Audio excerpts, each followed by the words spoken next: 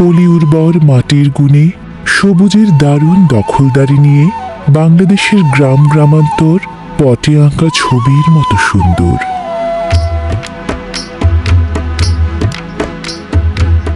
পয়মন্ত মাটির সাথেই তো এদেশের মানুষের জীবন ও জীবিকার আজীবনের সূক্ষ্ম।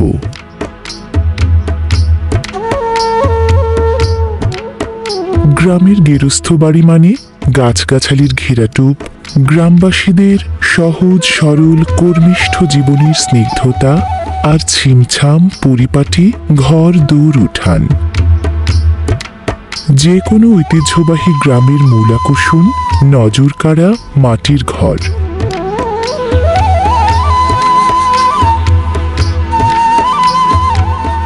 ঐতিহ্যের মৃত্তিকায় গড়া গ্রামীণ জীবনধারায় আড়ম্বরের আধিক্য না থাকলেও প্রশান্তির সুখ আছে সব কিছুতে।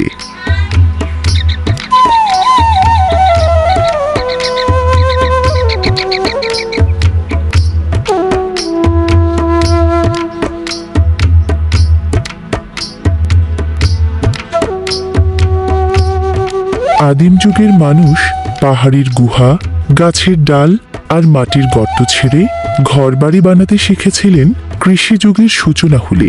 ধারণা করা হয় অস্ট্রিক ভাষী আদি অস্ট্রেলীয় জনগোষ্ঠীর গড়ে তোলা গ্রামীণ সভ্যতা এবং তৎপরবর্তী দ্রাবিড় ভাষী জনগোষ্ঠীর গড়ে তোলা নগর সভ্যতার যুগসন্ধিক্ষণে ঘরবাড়ি তৈরির প্রচলন গতি পেয়েছে আমাদের প্রাচীন বাংলায়।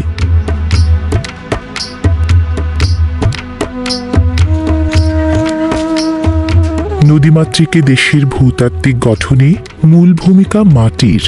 যৌক্তিক কারণেই প্রকৃতির সম্পদ এদেশের মানুষ কাজে লাগিয়েছেন মাথা গোঁজার ঠাঁই তৈরিতেও।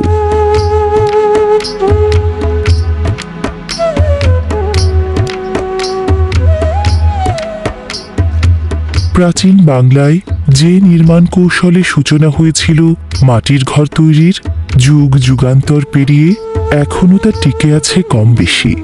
যুগের তালে তাল মিলিয়ে ঘরবাড়ির ধরন ও উপকরণ কিছুটা বদলে গেলেও গ্রামের বাসিন্দারা এখনও ধরে রেখেছেন নদীমাতৃক বাংলার সবচেয়ে প্রাচীন স্থাপনা মাটির ঘর তৈরির নির্মাণ শৈলী।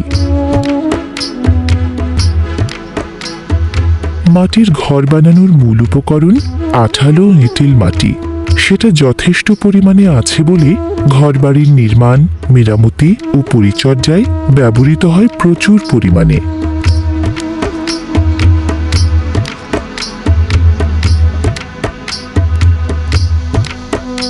সহায়ক উপকরণ হিসেবে টিন, কাঠ ও বাঁশও লাগে মাটির ঘর বানাতে। বেশিরভাগ ঘরের মূল ছাদের নিচে থাকে বাঁশ বা কাঠের আড়া বা বর্গা নামের ক্রস বিম। বাঁশের এই আড়া ভার বহন করে ফলস সিলিং বা অতিরিক্ত ছাদের।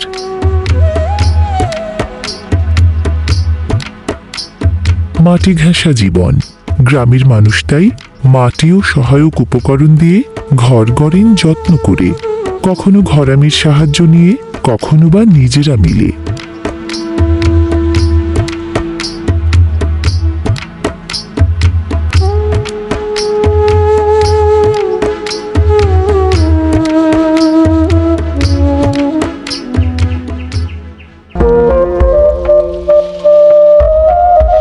গ্রামের মানুষ বানানো মাটির ঘরের ঠিকঠাক যত্নও নেন নিয়মিত।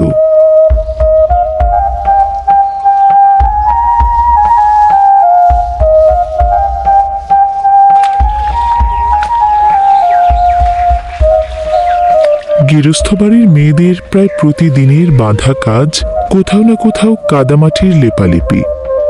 মাটির ঘরের পরিচর্যা তুলনামূলকভাবে সহজ।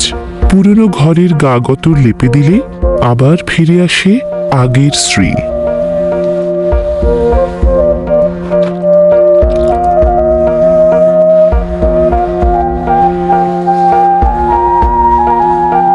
লেপালেপি থেকে বাদ পড়ে না হেঁসেল আর চুলাও। কর্মিষ্ঠ মেয়েরা কাদামাটি দিয়ে লেপে পুছে রাখেন বলেই পরিপাটি থাকে ঘর দূর উঠান। এলাকা ভেদে মাটির ঘরের আকার ও আয়তন এক এক এলাকায় এক এক রকম।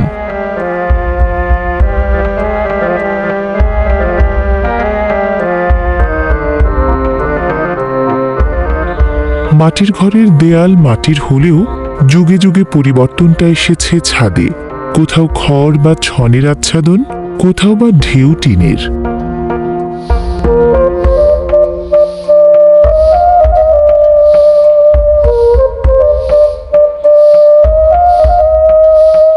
মাটির ঘরের ছাদ হিসেবে মাটির টালিও ব্যবহার করেন কেউ কেউ।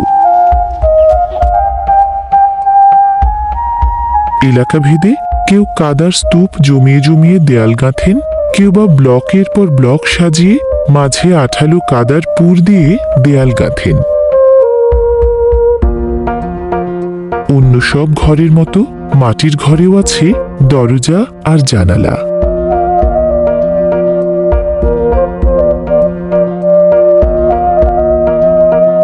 কারো কারো মাটির ঘরের পাশেই টিনের ঘর। টিনের ঘরের দেয়াল সাধারণত বানানো হয় টিন ও কংক্রিটের পিলার দিয়ে।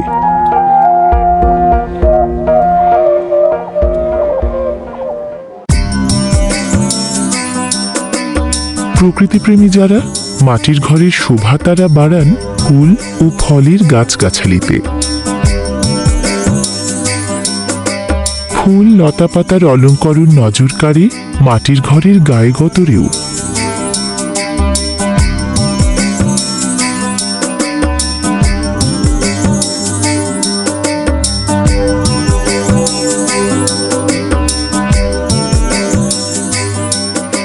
রঙের ব্যবহারও কম নয় ঘরের গায়ে।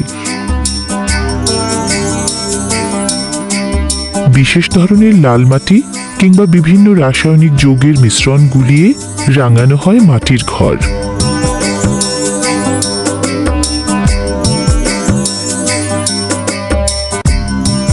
ঘরের দেয়াল হোক বা ভিটা, সৌন্দর্যবর্ধক রঙের ছোঁয়া পেলে মাটির ঘর হয়ে ওঠে আরো বেশি দর্শনীয়।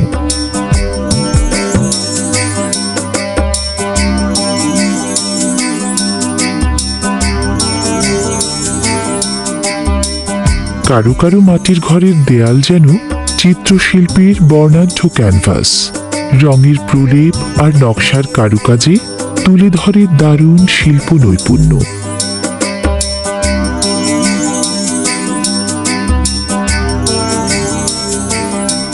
গ্রামপ্রধান বাংলাদেশের সৌন্দর্য সচেতন বাসিন্দাদের শৈল্পিক এক সৃষ্টি নকশাদার এসব মাটির ঘর।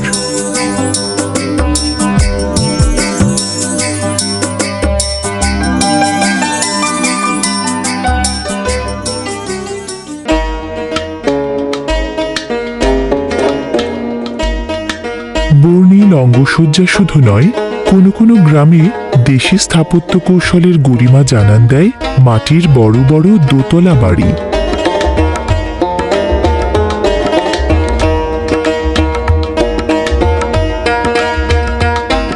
একতলা ও দোতলা মিলিয়ে বাংলাদেশে মাটির ঘরের প্রচলন সবচেয়ে বেশি চোখে পড়ে উত্তর ও পশ্চিমাঞ্চলের নিসর্গধন্য গঞ্জ গ্রামে।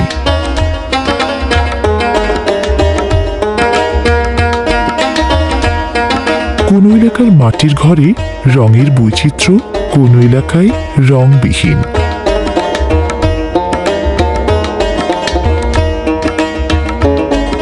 দোতলা হলেও শক্তপোক্ত করে বানানো মাটির এসব বাড়ি যেমন টেকসই ও নিরাপদ, তেমনি পরিবেশ বান্ধব।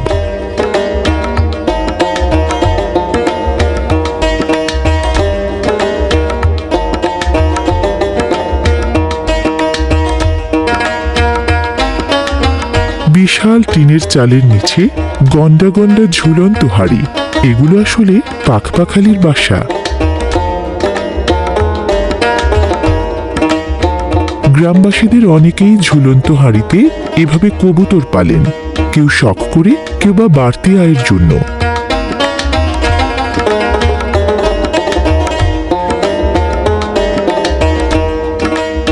বাড়ি লাগোয়া গোয়াল ঘরও নজর কাড়ে বেশ।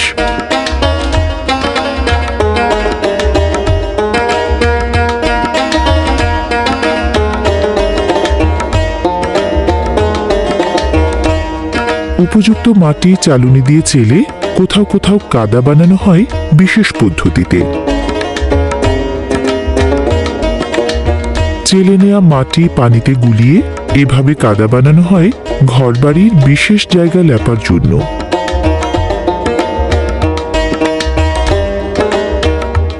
ঘরের যত্নে কোনো ফাঁকি ঝুঁকি নেই, গোলানো কাদাও তাই ছেঁকে নেওয়া হয় ছাঁকনিতে।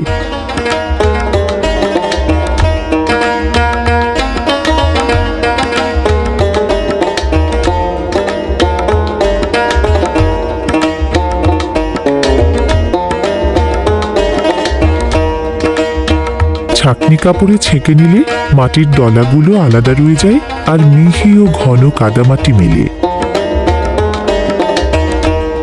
ছেঁকে নেওয়া কাদামাটির সাথে এবার ধানের তুষের মিশেল।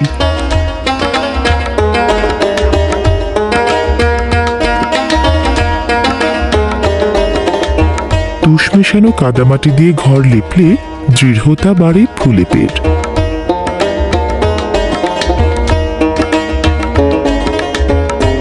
যেসব বাড়ি দোতলা, মাটির সিঁড়ি বেয়ে স্বচ্ছন্দেই ওঠা যায় উপরে। নিয়মিত ওঠানামা করার কারণে স্বভাবতই চাপ ও চোট বেশি পড়ে সিঁড়ির নরম মাটিতে। কুশলী গ্রামবাসীরা তুষ মেশানো কাদামাটি দিয়ে সিঁড়ি লেপেন, যেন সেই চাপ ও চোট সামাল দিয়ে অক্ষত থাকে সিঁড়ি।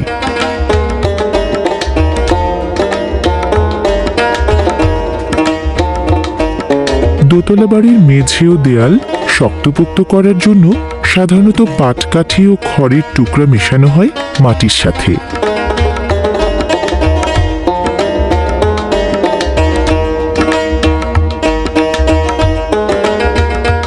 মাটির ঘরের সাথে যেন বেশ ভালো বোঝাপড়া আছে প্রকৃতির।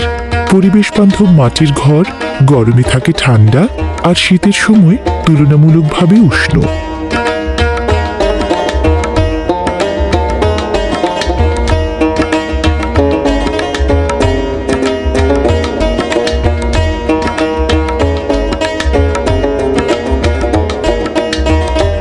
মাটির ঘরবাড়িতে থাকেন যারা, মাটি ঘনিষ্ঠ জীবনের সাথে প্রতিদিনের গাঁট ছড়া তাদের।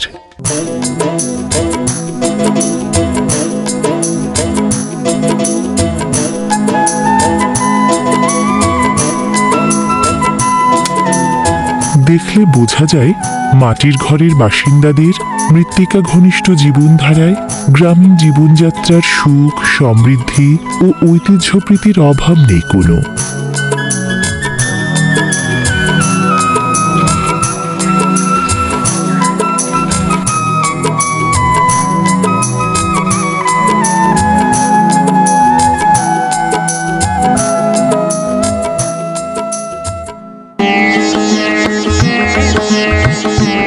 বর্ষার বৃষ্টি প্রকৃতির চেনা অনুষঙ্গ। বৃষ্টি যখন টাপুর টুপুর ছন্দে ঝরে মাটির ঘরের টিনের চালে, চারপাশে মূর্ছনা ছড়ায় মিতালির।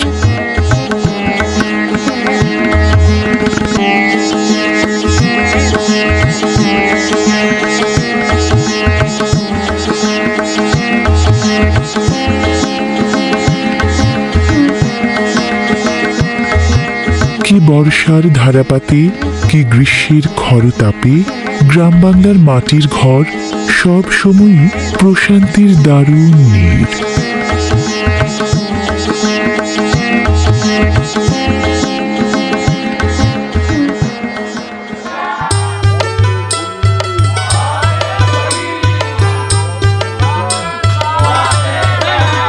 পড়ার সময় পাঠশালায় আর খেলার সময় প্রাঙ্গণে মাটির ঘরে বেড়ে ওঠা গ্রাম বাংলার নতুন প্রজন্ম শৈশবটা কাটায় গড়ে ওঠার, বেড়ে ওঠার প্রাণোচ্ছল আয়োজনে মেতে।